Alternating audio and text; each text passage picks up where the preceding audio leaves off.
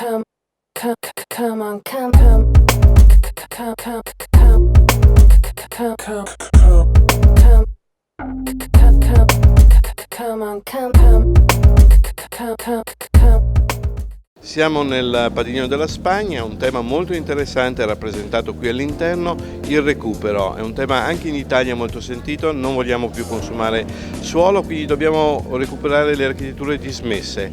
Ecco, ne parliamo con il curatore del Padiglione della Spagna. La recuperación, la intervención sobre lo construido es fundamental. En Europa tenemos todo construido.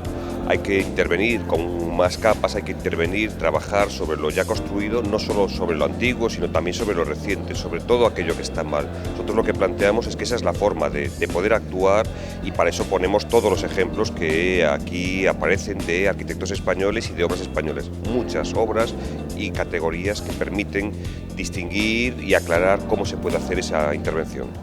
Unless you sing along, all those fantasies, all that you desire, all those tempting gifts try taking you higher, giving up, giving and giving what you've been given, and they still don't stop. Spagna e Italia sono accomunate da importanti patrimoni storico, artistici, architettonici. Quindi sentiamo come si può risolvere questo problema. Nosotros tenemos en común muchas cosas, realmente es la misma situación, pero lo que estamos planteando es que ese patrimonio hay que usarlo, hay que vivirlo, hay que darle uso, hay que consolidarlo, tenemos que intervenir, y hay que intervenir como siempre. El Renacimiento tapaba otras capas, el Barroco, el Gótico.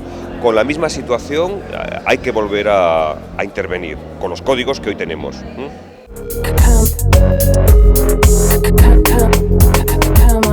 Come.